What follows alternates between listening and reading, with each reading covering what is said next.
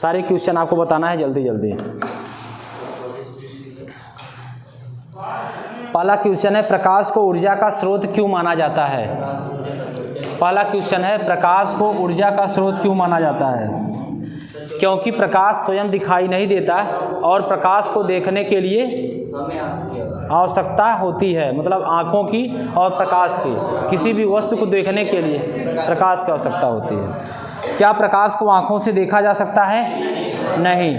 प्रकाश की उपस्थिति में अन्य वस्तुओं को देखा जा सकता है, जबकि प्रकाश को कभी नहीं। बोलो नहीं है, सिर्फ शांत रहो, सुनो। जब प्रकाश किसी माध्यम से गुजरकर दूसरे माध्यम प्रवेश करता है तो उसके साथ साथ क्या होता है बताइए। परावर्तन के साथ साथ अपवर्तन होता है। भाई एक माध्यम से दूसरे माध्यम में जाता है तो क्या होता है? अपवर्तन होता है। प्रकाश तो पता ही है। प्रकाश के परावर्तन से आप क्या समझते हैं? प्रकाश के क्या हुआ? वहीं बैठो, पहले अभी आते हैं। प्रकाश के क्या बोले कि समतल दर्पण द्वारा बने प्रतिबिंब का आकार कैसा होता है बताइएगा। आभासी। समतल दर्पण द्वारा प्रतिबिंब क्या होता है? आभासी हो जाता है। अगला क्वेश्चन बताएंगे कि दर्पण किसे कहते हैं, तो पता ही है। मुख्य अक्ष आप क्या समझते हैं? सारी परिभाषा आप पता ही है। इसके बाद वक्रता त्रिज्या भी पता है। गोली दर्पण तथा फोकस दूरी के वक्रता त्रिज्या में संबंध। गोली दर्पण का वक्रता त्रिज्या ये बताएगा ताकि पता चले कि बच्चे हाँ पढ़े लिखे हैं, तब समझदार हैं, आप बोला करिए। वक्रता त्रिज्या तथा फोकस दूरी में संबंध सब रिवीजन क्लास है, बाकी हम लोग पूरा पढ़ चुके हैं। फोकस दूरी में संबंध, ठीक है। यह बराबर क्या होता है? r/2, ये हो जाता है। यह बराबर r/2 पढ़ाएंगे, टेंशन मत लेना। जब इस साल फेल हो जाओगे तो अगले साल यही सब पढ़ाएंगे। भगवान करे ये तुम्हें समय देखने को मिले। चलो अगला पढ़ाएंगे। यह बराबर r/2 बोल रहा है, कुछ पढ़ाए नहीं है। 2f हो जाएगा। अगर r का मान यहाँ देता है 10 सेंटीमीटर तो यह बराबर क्या हो जाएगा? 10/2। तो यह बराबर क्या हो जाएगा? 5 सेंटीमीटर। ये हो जाएगा। अगला आप लोग देखेंगे दर्पण के लिए इसका दर्पण का सूत्र बताएं क्या होता है। दर्पण का सूत्र 1/f बराबर 1/v और प्लस 1/u। ये दर्पण का सूत्र। यहाँ f क्या होता है? f क्या होता है? फोकस दूरी। और v क्या होता है? प्रतिबिंब की दूरी। प्रतिबिंब की दूरी। और u क्या होता है? वस्तु की दूरी। ये आपको ध्यान रखना है, प्रतिबिंब की दूरी।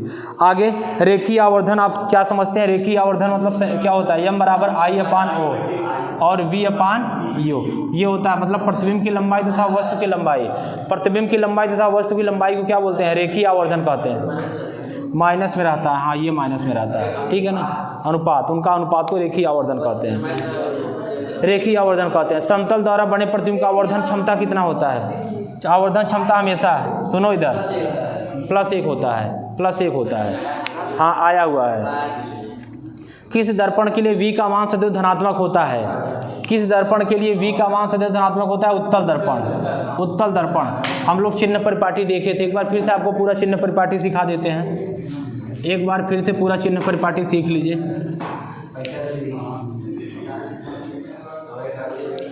चलो पूरा चिन्ह परिपाटी एक बार फिर से देख लीजिएगा।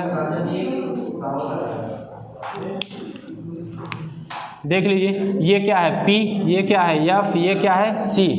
समस्त दूरियां कहाँ से नापते हैं? ध्रुव से नापते हैं। अब ये क्या होता है? आपतित किरण की दिशा। ये होता है आपतित किरण की दिशा और ये होता है आपतित किरण की विपरीत दिशा। इसको क्या बोलते हैं? विपरीत दिशा। ये होता है। तो आपतित किरण की दिशा में हम चिन्ह क्या लेते हैं? पॉजिटिव। और विपरीत दिशा में क्या लेते हैं? नेगेटिव। अब यहाँ आपका जहाँ वस्तु रखा जाता है तो यहाँ से लेकर यहाँ तक की दूरी को हम क्या बोलते हैं? u बोलते हैं। जहाँ प्रतिबिंब रखा रहता है यहाँ से यहाँ तक की दूरी क्या बोलते हैं? v बोलते हैं। और इसके बीच की दूरी क्या बोलते हैं? f बोलते हैं। और c से इसके बीच की दूरी क्या बोलेंगे? वक्रता त्रिज्या r बोलते हैं। ये चीज़ आपको ध्यान रखना है। अब देखिए विपरीत दिशा में ऋणात्मक, इसका मतलब ये क्या है, अवतल दर्पण है, तो अवतल दर्पण में सब चिन्ह हम क्या ले रहे हैं, इधर ही ले रहे हैं, तो सारे चिन्ह क्या हो जाएंगे, ऋणात्मक। मतलब v का मान भी क्या हो जाएगा, निगेटिव, u का मान भी सॉरी u का मान क्या हो जाएगा, निगेटिव, और f का मान भी हो जाएगा निगेटिव। लेकिन v के हमारे 2 कंडीशन होते हैं, क्योंकि हम इसमें 6 कंडीशन हम लोग अभी किरण आरेख पढ़ेंगे, वहाँ देखें 6 कंडीशन होते हैं। तो 5 का मतलब एक बार यहाँ पढ़ चुके हैं। एक बार जब लास्ट वाले कंडीशन में रखते हैं तो यहाँ क्या हो जाता है, एक बार तो निगेटिव होता है 5 कंडीशन में, इसको हम वास्तविक बोलते हैं 5 कंडीशन में। लेकिन लास्ट वाला कंडीशन जो आभासी होता है उसको हम क्या बोलेंगे, पॉजिटिव बोलेंगे, जिसे हम क्या बोलते हैं, आभासी बोलते हैं। क्या बोलते हैं, आभासी और सीधा। समझ पा रहे हैं ना, आभासी और सीधा होता है, ये आपको ध्यान रखना है। तो इतना आपको चिन्ह परिपाटी ध्यान रखना है इस प्रकार से। लेकिन यही अगर हम कॉन्वेक्स मतलब उत्तल दर्पण की बात करें तो उत्तल दर्पण में क्या होता है, जो ऑब्जेक्ट होता है वो हमेशा इधर रखा जाता है, बाकी v का मान हो और f का मान हो सदैव कहाँ बनता है, दाहिने साइड बनता है बस हमेशा। इसीलिए जो आपका उत्तल लेंस होता है उसमें u का, उत्तल दर्पण होता है, u का मान ऋणात्मक होता है और f का मान धनात्मक होता है और v का मान भी क्या होता है, धनात्मक होता है। ये चीज़ आपको चिन्ह परिपाटी बहुत इंपॉर्टेंट है, ध्यान रखना है। पूरा एक बार हम आपको चिन्ह परिपाटी समझा दिए, ठीक है। चलिएगा अब आप बात करेंगे, ये तो हो गया आपका। अब हम लोग सीधे ऑब्जेक्टिव पर चलते हैं, सीधे ऑब्जेक्टिव क्वेश्चन पर चलते हैं। आपको जल्दी जल्दी सारे ऑब्जेक्टिव क्वेश्चन बताना है, बोलेंगे जल्दी जल्दी बोलेंगे कितने ऑब्जेक्टिव क्वेश्चन है, हम लोग जल्दी से करेंगे। कुल मिला के 46 ऑब्जेक्टिव क्वेश्चन है, 46 मिनट में करना है, ठीक है, बल्कि और कम समय लगना चाहिए। ये हो गया, आपका काम है जल्दी जल्दी बताना है, ठीक है। ये सारे क्वेश्चन चलिए हम इसको पीडीएफ में बनवाने की कोशिश कर रहे हैं, इसको हाथ से ही लिख के हम इसको बनवाने की कोशिश कर रहे हैं, ताकि आपको ये सारे पीडीएफ पूरा क्वेश्चन दे दिया जाए। सब नहीं, 46 में 30 इसमें ढूंढ के अच्छे से जो बार बार आए हुए हैं। अगर एक चैप्टर से 30 भी कर लेंगे तो 4 चैप्टर 5 चैप्टर से 30 बचे 15, 150 मतलब 1.5 450 500 क्वेश्चन ऑब्जेक्टिव हो जाएगा। केवल 20 के लिए इतना मेहनत करना पड़ रहा है, 20 क्वेश्चन के लिए, लेकिन 20 के 20 सही होने चाहिए, बस ये है। चलिए, बोला है समतल दर्पण के सामने एक वस्तु 10 सेंटीमीटर की दूरी पर रखी गई है। कितना रखी गई है, u बराबर कई सेंटीमीटर है, 10 सेंटीमीटर है। तो दर्पण से प्रतिबिंब की दूरी आपको बताना है, क्या हो जाएगा, हाँ? समतल दर्पण बोला है, उत्तल अवतल नहीं, 10 नहीं आएगा, 5 आएगा। समतल दर्पण बोला है तो देखिए, समतल दर्पण की 2 कंडीशन होती, समझिए। समतल दर्पण मतलब ये होता है कि जो आप डेली अपना चित्र शीशा में देखते हो, जो आपके घर में जो मिरर होता है उसे हम समतल दर्पण बोलते हैं। तो जब आप देखे होंगे कभी आप समतल दर्पण के सामने खड़े होइए, तो जब कुल दूरी पूछेगा तो कितना हो जाएगा, जैसे देखिए, जैसे आप यहाँ आपका दर्पण है तो आपका ये कितने सेंटीमीटर है, मान लीजिए 5 सेंटीमीटर, समझिएगा 5 सेंटीमीटर है। तो जब अगर 5 मीटर यहाँ, 5 सेंटीमीटर यहाँ और 5 सेंटीमीटर यहाँ, समझिएगा यहाँ से यहाँ तक टोटल दूरी कितना हो जाएगा, 10 बोले जाएगा। कितना हो जाएगा, 10 पूछा। अब ये तो कुल दूरी 10 हो गई, हाँ, लेकिन जब वस्तु की दूरी बात करेगा ना तो 10/2 हो जाएगा, तो 5 सेंटीमीटर हो जाएगा, 5 सेंटीमीटर। इसका 5 सेंटीमीटर, रुकिए दिखाते हैं पहले कभी ये आपका, ठीक है। तो क्या पूछा है इसमें, दर्पण से प्रतिबिंब पूछा है, तो प्रतिबिंब सेम हो जाएगा। प्रतिबिंब की दूरी हम सोचे कुल दूरी पूछा है। अब देखिए दर्पण के सामने एक वस्तु 10 सेंटीमीटर कुल दूरी, सुनिए क्या दिया है, समतल दर्पण के सामने एक वस्तु 10 सेंटीमीटर की दूरी पर रखी गई है, तो पूछा है प्रतिबिंब की दूरी। तो समतल दर्पण से जितना दूर पर प्रतिबिंब बनेगा, वस्तु रखी गई है उतने दूरी पर प्रतिबिंब भी बनेगा।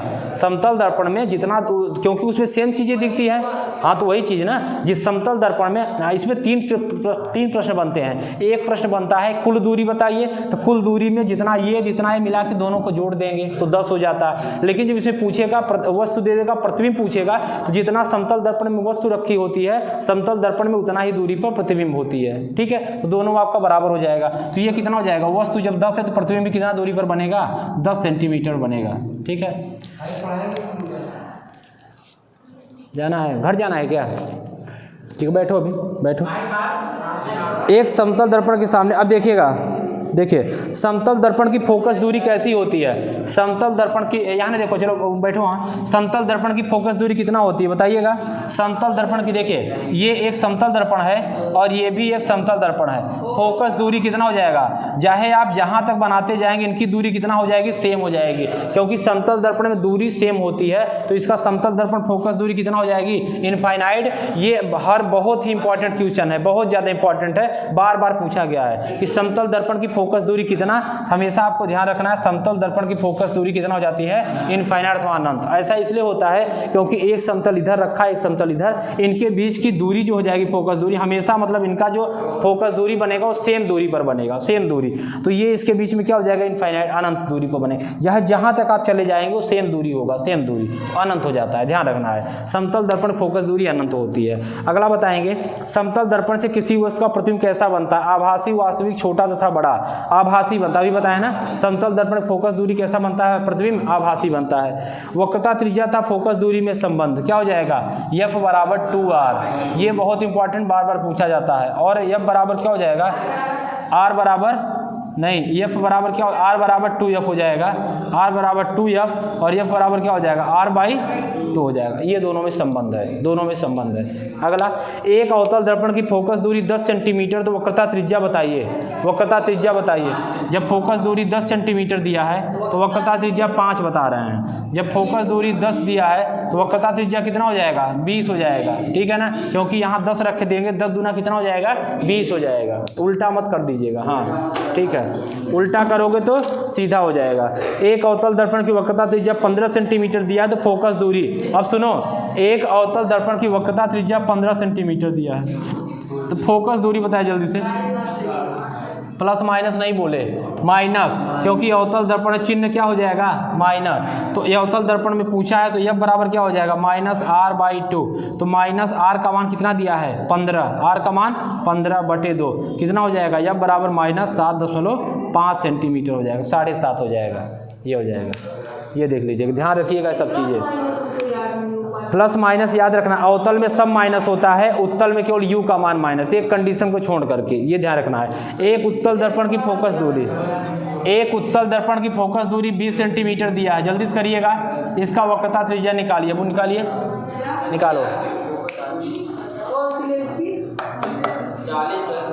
नो टाक, इधर सामने देखो, उत्तल लेंस 20 सेंटीमीटर, R निकालिए 40 प्लस 40, ठीक है,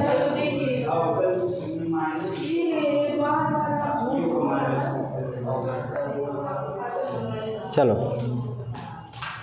दर्पण का सूत्र क्या होता है, लेंस की क्षमता का सूत्र क्या होता है, P बराबर 1/F मीटर में, और जब सेंटीमीटर में तो P बराबर 100/F हो जाएगा, ठीक है, ये हो गया। आगे चलते हैं, लेंस, प्रिज्म नहीं है, लेंस, लेंस बोले हैं। आगे चलते हैं, किसी लेंस का आवर्धन का सूत्र क्या होता है, V/U, माइनस नहीं होगा यहाँ, आवर्धन में लेंस क्या हो जाता है, पॉजिटिव हो जाता है, जा रहे हैं, ठीक, ये पॉजिटिव हो जाता है। अब देखिएगा, इसमें बोला है वायु में प्रकाश की चाल इतना दिया है, ये क्वेश्चन बहुत अच्छा है, वायु में प्रकाश की चाल 3 इंटू करिएगा जल्दी, सब लोग हम टाइम देंगे, ये 10 की पावर 8 हो जाता है। तो वायु के सापेक्ष कांच का अपवर्तनांक ANG बराबर 3/2 दिया है, तो कांच में प्रकाश की चाल बताइएगा, कांच में प्रकाश की चाल बताना, ये क्वेश्चन बहुत अच्छा क्वेश्चन है, हाँ जी होता है, तो चलिए, ग्लास, अरे हो गया, वही करिएगा। निर्वात में प्रकाश की चाल कितना होता है, निर्वात में प्रकाश की चाल कितना होता है, 3 इंटू 10 की पावर 8 मीटर पर सेकेंड, चलो ये लिख लो। अरे देखो, पहला दिया एक उत्तल लेंस की फोकस दूरी F बराबर 20 सेंटीमीटर, तो इसकी क्षमता निकालिए, जल्दी जल्दी निकालिएगा, एक क्वेश्चन, उत्तल लेंस है, ध्यान रखना है, उत्तल लेंस, एक उत्तल लेंस, सर ना करो, इसको करो, एक उत्तल लेंस की फोकस दूरी इतना दिया है, क्षमता निकालिए। दूसरा, एक उत्तल लेंस -5 डायोप्टर क्षमता,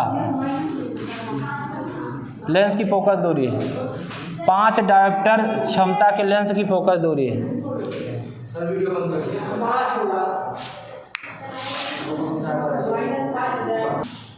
देखो पहला वाला हम बताते हैं, सेंटीमीटर में दिया है, फार्मूला लगाएंगे P बराबर 100/F, तो 100/f का मान कितना दिया है 20। कौन सा उत्तल है तो माइनस हो जाएगा, कितना हो जाएगा +5 डायोप्टर। देखो आंसर आया था, ठीक है, अगर आया है तो बहुत अच्छी बात है, +5।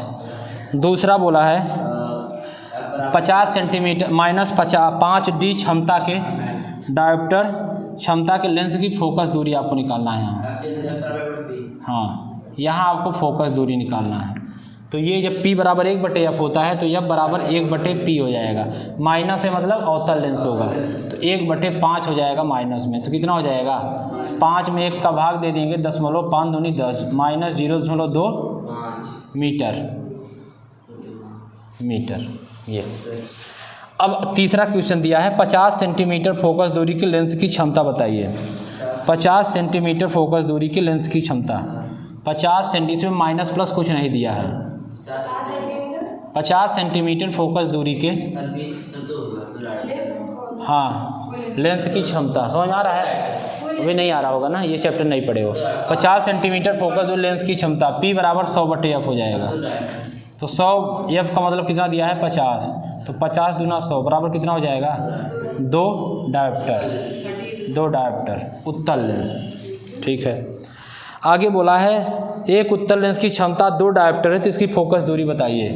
एक उत्तल लेंस की क्षमता 2 डायोप्टर है तो इसकी फोकस दूरी बताइए। यही 2 क्वेश्चन मात्र यहाँ से पूछे जाते, एक जरूर पूछा जाएगा 100%। ठीक है, जब डायोप्टर पूछेगा तो 1/f कर देंगे और जब फोकस दूरी पूछेगा तो 1/d कर देंगे, दोनों बात ध्यान रखना। हाँ, अब ये हो जाएगा P बराबर, तो F बराबर हो जाएगा 1/d। 1/d का मान 2 दिया है, कितना हो जाएगा 0.5, आधा मीटर। बस अब कंसेप्ट क्लियर कर लीजिए, बता दे रहे हैं एक बार फिर से हम इसको समझा दे रहे हैं, बहुत इंपॉर्टेंट है, इसको समझिए। इसमें 3 ही चीज़ है, देखिए क्या क्या है। सबसे पहले नंबर तो आपको क्षमता निकालने के लिए सबसे पहले नंबर तो फार्मूला पता होना चाहिए। 2 फार्मूले हैं, P बराबर 1/f होता है जब F का मान मीटर में होता है, और P बराबर 100/f होता है जब F का मान किस में होता है सेंटीमीटर में होता है। ये बात हो गई। दूसरा चीज़ F बराबर जब अगर मान लीजिए यहाँ तो F का मान देता है तब ये लगाते हैं, और जब P का मान देता है तो F बराबर 1/P कर देते हैं मीटर में, और जब F बराबर क्या हो जाए ये इसका कोई मात्रक नहीं होता, यहाँ मीटर सेंटीमीटर कोई मैटर नहीं है, ये फार्मूला। अब समझिएगा, अवतल लेंस की बात करेगा तो F का मान क्या हो जाएगा निगेटिव, क्योंकि अवतल लेंस में तीनों चिन्ह ऋणात्मक होते हैं। और जब उत्तल लेंस की बात करेगा तो V का मान क्या हो जाएगा पॉजिटिव, क्योंकि उसमें केवल U का मान निगेटिव होता है। तो बस आप जब अवतल लेंस बोलेगा तो निगेटिव साइन रख देंगे, जब उत्तल लेंस बोलेगा तो पॉजिटिव रख देंगे। बाकी कोई चीज़ें इसमें है नहीं, बाकी सब बहुत आसान है, ये आपको ध्यान रखना है। चलिए अब हम बात करते हैं कुछ चिन्ह वाला, जो कि किरण आरेख की बात कर लेते हैं। किरण आरेख की बात कर लेते हैं, एक चीज टॉपिक और बचता है किरण आरेख, फिर आपका ये पूरा ऑब्जेक्टिव चैप्टर खत्म हो गया। अब हम लोग लेंस, अवतल, उत्तल, इतना चीज़ हम लोग खत्म कर लिए। अब देखिए ऑब्जेक्टिव क्वेश्चन पूछा जाता है, उत्तल दर्पण द्वारा सदैव प्रतिबिंब बनता है वक्रता केंद्र तथा फोकस के बीच में, वक्रता केंद्र तथा अनंत के बीच में, ध्रुव व फोकस के बीच में, कहीं भी बन सकता है। उत्तल दर्पण द्वारा बने प्रतिबिंब सदैव ध्रुव और फोकस के बीच में बनता है, कहीं भी कैसे बन जाएगा। हाँ, दर्पण है, ध्यान रखना है। ठीक है, आइए हम एक बार समझा देते हैं पहले दोनों दर्पण के बारे में, फिर आपसे हम सवाल पूछते हैं। पहले हम लोग एक तरफ बनाते हैं अवतल, दर्पण की बात कर रहे हैं, लेंस में नहीं जा रहे हैं। ठीक है, चलो ये हो जाएगा दर्पण, दर्पण में ये हो जाएगा पोल, ये हो जाएगा F, ये हो जाएगा C। पहला कंडीशन हम देखते हैं, जब हमारा ऑब्जेक्ट कहाँ रखा हो इनफाइनाइट पे, समझिएगा बहुत अच्छे से। जब हमारा ऑब्जेक्ट इनफाइनाइट पे रखा होगा तो इधर सबसे पहले क्या पड़ेगा, इधर सबसे पहले फोकस पड़ेगा। क्या पड़ेगा, फोकस पड़ेगा। तो इसका मतलब जब हमारा ऑब्जेक्ट इनफाइनाइट बनेगा तो क्या होगा, जो भी 3 किरण हम लोग बात किए थे अवतल दर्पण में, 3 किरण, पहला किरण की बात किए थे जब कोई प्रकाश की किरण, 3 किरण की बात किए थे जब कोई प्रकाश किरण, हाँ, जब मुख्य अक्ष के समांतर जाती है तो क्या हो जाता है, परावर्तन के पश्चात क्या हो जाता है, फोकस से होकर लौट जाती है। किरण नंबर 1 पहला कंडीशन था, जब कोई प्रकाश की किरण मुख्य अक्ष के समांतर जाती है, परावर्तन के पश्चात मुख्य फोकस से होकर लौट आती है। दूसरा कंडीशन था, जब कोई प्रकाश की किरण क्या होती है, फोकस से होकर जाती है तो क्या हो जाती है, परावर्तन के पश्चात मुख्य अक्ष के समांतर हो जाती है। किरण दो, बात नंबर 2। तीसरा किरण की बात थी कि जब कोई प्रकाश की किरण कहाँ से जाता है, वक्रता केंद्र से होकर जाता है तो परावर्तन के पश्चात पुनः वापस उसी माध्यम में लौट जाती है। बताइएगा, जब कहाँ जो कथा केंद्र से जाएगी तो परावर्तन के पश्चात पुनः वापस उसी माध्यम में लौट जाएगी। 3 कंडीशन हो गया। इन्हीं तीनों से मिल करके मतलब 3 ही यूज आएंगे प्रत्येक किरण आरेख को बनाने में, मात्र तीनों का ही यूज होगा, जिसमें से कोई 2 यूज करेंगे तभी आप किरण आरेख बना पाएंगे, एक से नहीं बनेगा। कोई 2, 3 में से कोई 2 हो सकता है, मतलब 2 तो होगा ही, लेकिन इन तीनों में से ही कोई 2 होगा सारे किरण आरेख बनाने के लिए। जैसे अगर हम इन तीनों से ही, तीनों में से कोई 2 ले लेंगे, जरूरी नहीं कि यही ले, ये भी ले, ये भी ले, ये भी ले, तब भी बन पाएगा। यहाँ यही यहाँ लेना पड़ेगा। जैसे देखो अब ये हम जब लास्ट पहली कंडीशन लेते हैं, जब वस्तु हमारा अनंत पे रखी हो, सारे अच्छे समझेंगे, ये सब पढ़ा चुके हैं। जब वस्तु अनंत पे रखी होगी तो मुख्य अक्ष के समांतर प्रकाश की किरण जाएगी और जाने के बाद कहाँ से निकल जाएगी? फोकस से। दूसरी किरण फिर मुख्य अक्ष के समांतर जाएगी और परावर्तन के पश्चात कहाँ से निकल जाएगी? फोकस से। नहीं तो ऐसा नहीं होगा ना, ये ऐसे ही होगा, दोनों नहीं ले सकते। ठीक है, मतलब ये तो 2 बार यूज हुआ ना, बल्कि यही वाला दोनों बार यूज हुआ, जो कि ये वाला जहाँ ज़रूरत पड़ेगी ये वाला भी यूज हो जाएगा। तो अब देखिएगा, जहाँ ये दोनों काटेंगे वहीं इमेज बनेगा। तो जब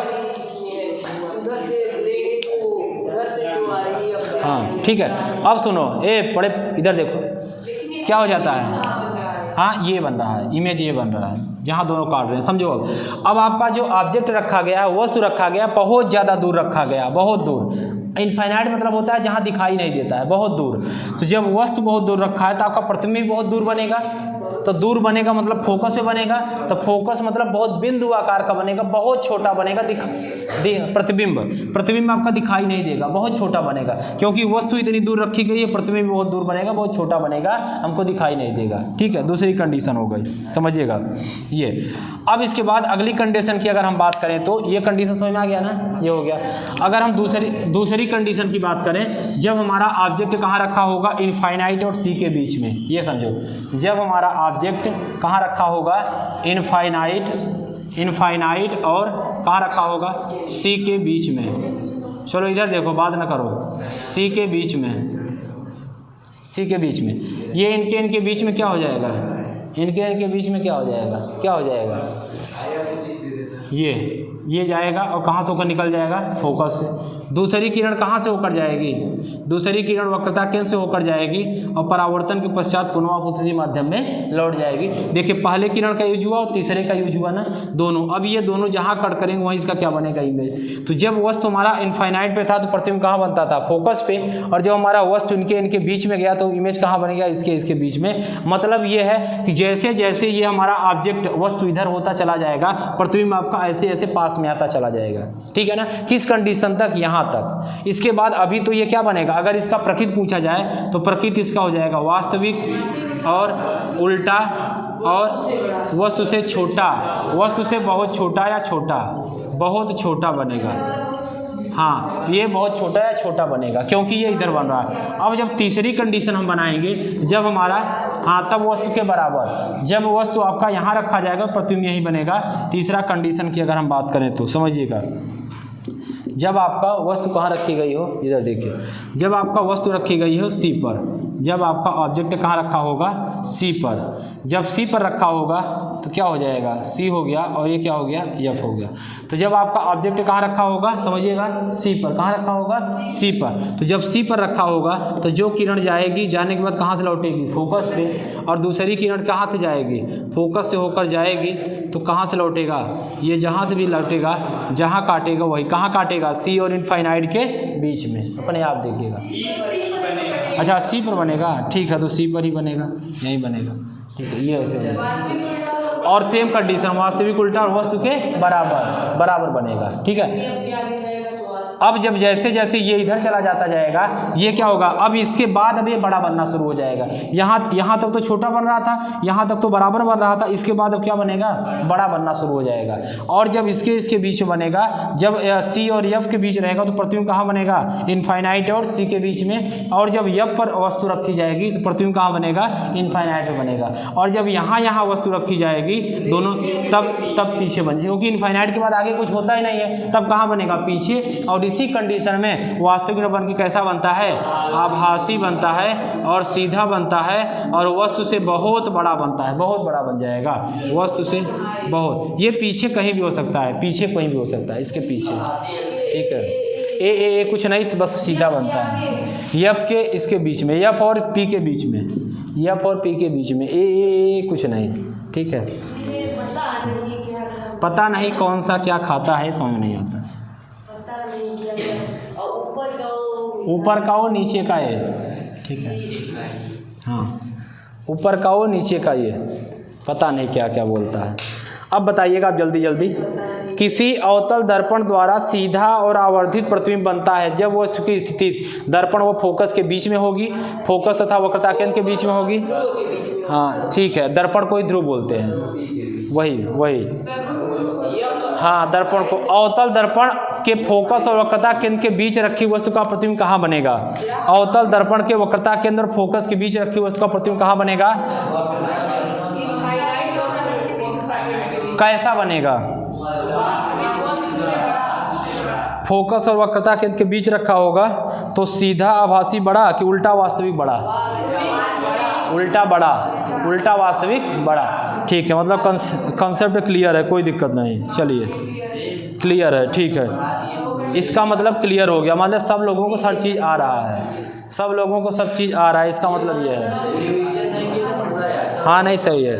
चलिए तो ये हमारा पूरा लेंस दर्पण और आपका ये पूरा कंप्लीट हो गया, ख़त्म। अब हम लोग चलेंगे इसके आगे, मतलब इसका अगला टॉपिक पढ़ेंगे, ये कंप्लीट हो गया। अब हम लोग कल से पढ़ेंगे आपका वो दूसरा चैप्टर केमिस्ट्री पढ़ेंगे, अम्ल क्षार लवण, ये आपका टॉपिक कंप्लीट हो गया। अब हम लोग मानव नेत्र पढ़ चुके, हाँ ह्यूमन आई पढ़ लिए, मानव नेत्र पढ़ लिए, ये पढ़ लिए, एक चैप्टर केमिस्ट्री, हम लोग दूसरा चैप्टर केमिस्ट्री, ठीक है। चलिए।